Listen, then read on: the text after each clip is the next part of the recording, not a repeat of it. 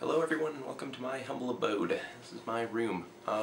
Today I wanted to talk about heroism, the act of being a hero basically, and what makes a hero and what a hero really is. Let's define hero first. So, alright, so everyone in class basically decided to go with like heroes being like firemen and soldiers and doctors, and I'm not saying they're not heroes, definitely heroes. Great people. Love you guys. Any heroes and doctors out there, you're awesome. But I wanted to do something a little bit different. I felt like I'm more creative than that.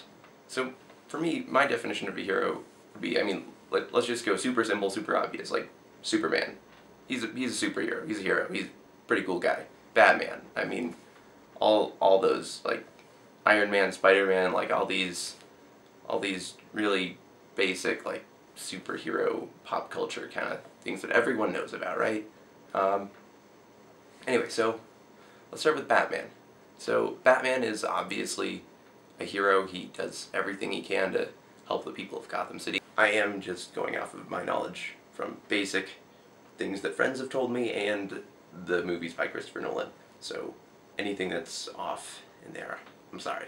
So basically, Batman is a great, awesome hero guy because he saves people. His ultimate goal is always helping the people of Gotham, and he does everything at the risk of himself. That would be courageous. He doesn't back down in the face of death. He always keeps moving forward, trying to save and help anyone he can. And that is why Batman is so awesome. But that's really not what I'm here to talk about. Everyone knows Batman is awesome.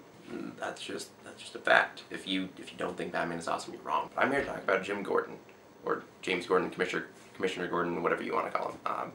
He's the police chief who, at least in the movies, don't quote me on this, I haven't read the comics. He's the police chief who talks to the young Bruce Wayne right after his parents are killed and basically just assures him that he will be safe and everything's going to be alright. The second person I want to talk about is Alfred Pennyworth. He's basically awesome. He's their butler, he's British, what more could you want?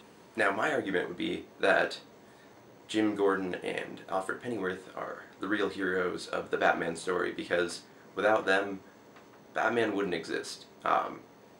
Commissioner would never have been there to help Bruce Wayne when he was a kid, and he probably would have just grown up to be some really annoying, depressed guy because his parents died and blah blah blah, but instead you got the sense that the world could be fixed and it could be created into a safe place for everyone, and that the bad guys would end up paying the price. And obviously Alfred is just amazing. Every time Batman needs help, he calls on Alfred.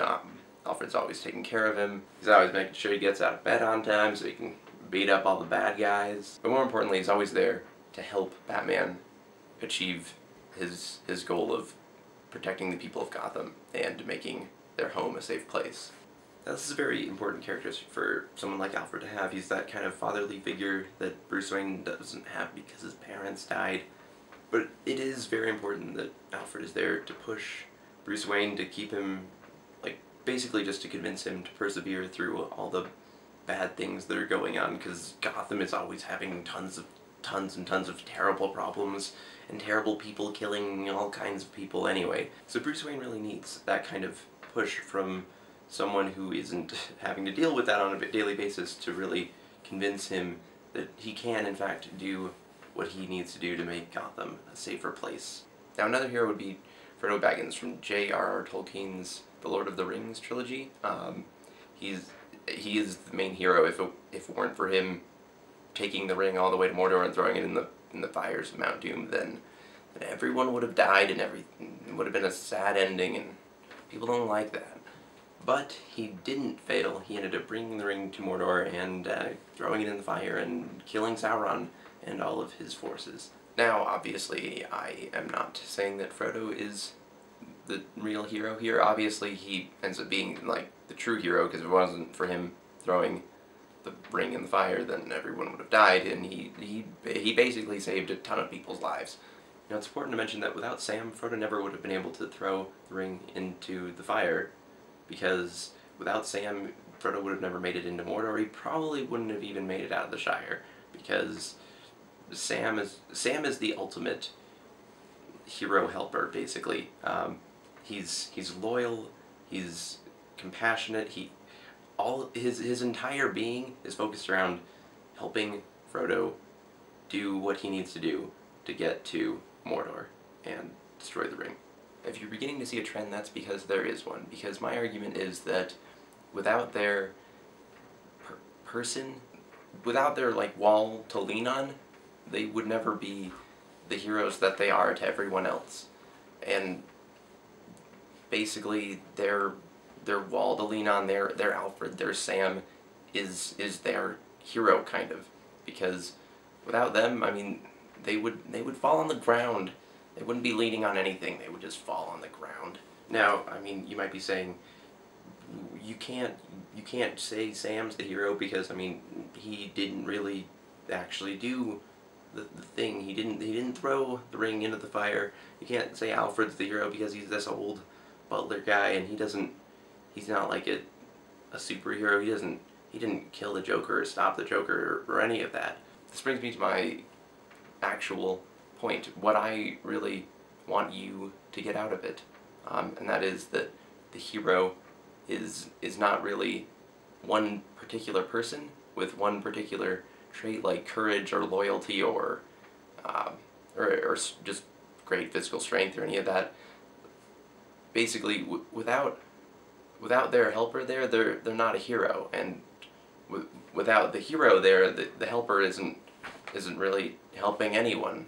Now I think this says a lot about the way humans or hobbits interact with each other, I guess, because we are social creatures, and without that other person there, without the other being there, then we aren't really truly human. Almost everything that has ever been created by mankind, anything great, like say the pyramids or Einstein's theory of relativity, or anything that's really truly spectacular that humans have done, is not really ever done by that one person. I mean, they might not have had any contact with the person that was helping them, but that person influenced them. To quote Isaac Newton, we are all standing on the shoulders of giants, and without those giants' shoulders to stand on, we would never reach the point that we are at. We would never reach our full potential. What I'm trying to tell you is that after boiling all this information down about heroes and what I think a hero is, I just want you to remember that as you write the epic tale of your own life and you become the hero of your own story, just don't forget the people that were next to you that helped you on your way, because without them you would never be the person that you are. Thanks for watching.